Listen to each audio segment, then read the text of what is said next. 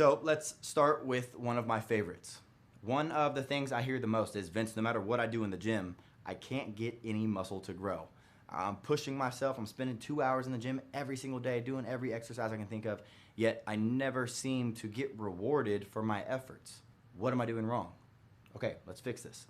I'm about to show you a simple trick that is going to allow you to spend less time in the gym, do fewer exercises, while doubling your muscle growth compared to what you've been doing. And this will apply to all muscle groups: arms, chest, back, shoulders, legs, everything. What I'm talking about is TUT. Stands for time under tension. It's a very basic principle, but truth is 99% of guys don't take advantage of it. They go to the gym, they pick the heaviest weight that they can handle for however many reps that they're going for. They get that number of reps and they do however many sets. They do that for every exercise and they call it a day. That was a good workout. I did what this paper in front of me says to do. And before I go deeper, if you don't know what time under tension is, by definition, it means the amount of time your muscle is under tension, aka how many seconds you actually contracted your muscle throughout the entire set. Now, studies have shown that 40 to 60 seconds of slow, controlled contractions with the targeted muscle per set with optimal form causes 37% more muscular growth 6 hours following your workout and 51% more muscular growth 24 hours after your workout. And that's relating to tissue synthesis, which is the rate of muscle recovery.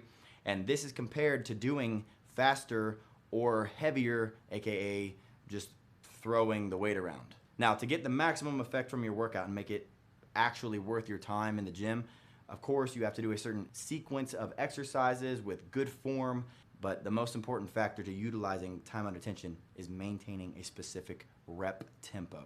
This means simply altering how many seconds each contraction of your reps take, meaning X number of seconds to bring the weight up, X numbers of seconds to squeeze at the top, and X number of seconds to bring the weight back down to equal a specific number of seconds that the entire set took. Like I said, 40 to 60 seconds is a great place to start.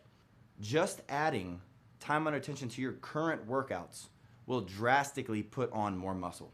When my clients make this one tiny shift, they see a huge difference in their muscle mass almost immediately. And if you're looking for where you can find a exact time under tension training plan to cut your workouts down to an hour or less with exact exercises, sets, reps, rest, everything, stay tuned, because here in a second I'm going to show you where you can find my exact training recommendation. Okay, the second thing I need you to do is stop starving yourself. Like I just said, it's become too common to believe that as long as you lower your calorie intake, you lose weight and burn fat. And the issue is, other than the fact that you just simply won't stick to it, and I know that because of the number of clients that I've helped who were in your exact position before this, is that it's true to a degree.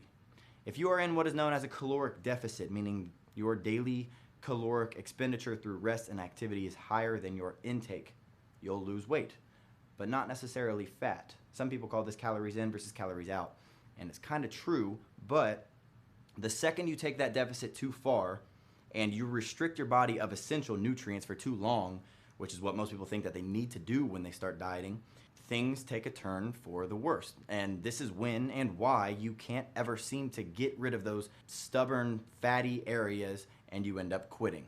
What happens is when you eat food, there's a hormone released called leptin, and this is what you could call your fat-burning hormone. Its primary responsibility is to tell your brain that you are getting enough nutrients throughout the day to continue burning calories normally.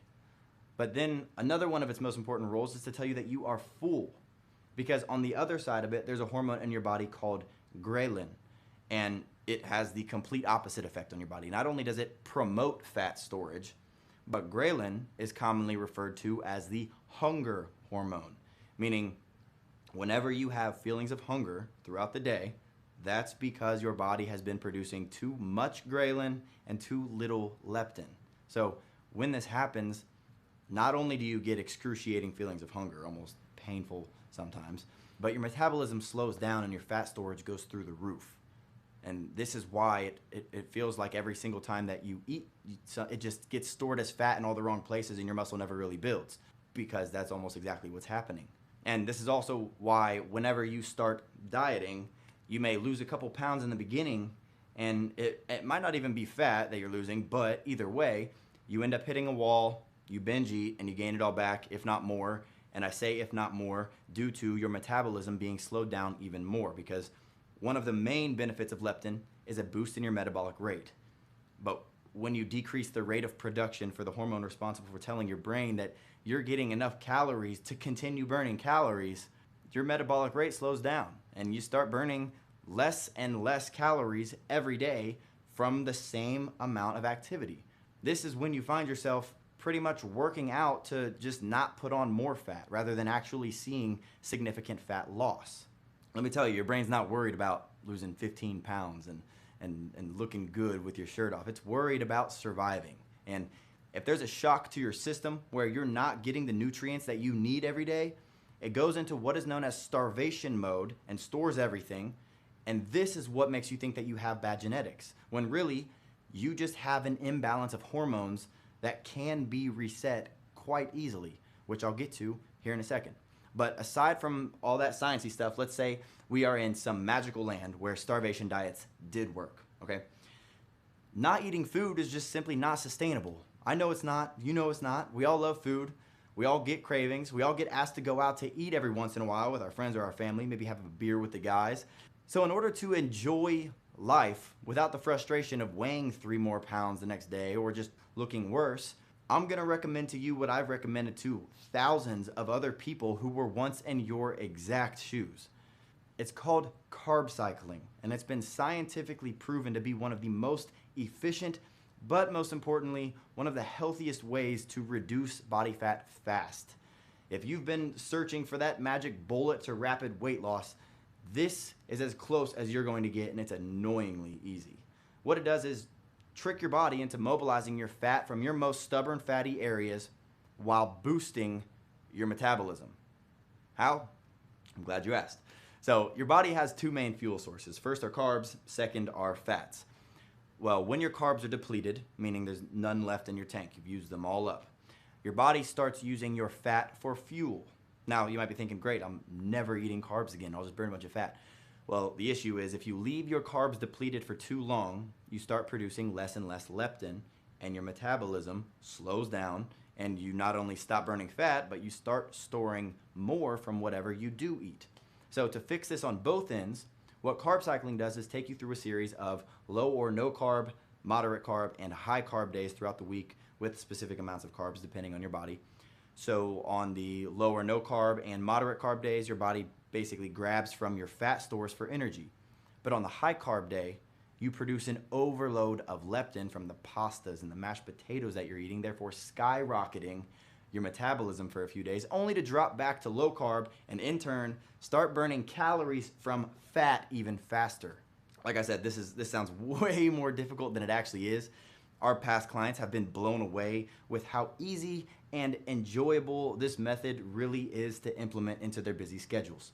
Okay, the third thing, stop doing traditional cardio. And to clarify again, the traditional cardio is what you see people doing every single time you walk into a gym. People going at one steady pace for anywhere from 30, 60, 90 minutes. This can be jogging on the treadmill, climbing the Stairmaster, riding the bike, doing the elliptical, any of it. Say goodbye to it for good. Why? Because aside from the fact that you would absolutely end up hating the gym and sooner rather than later just stop going, there's just better options.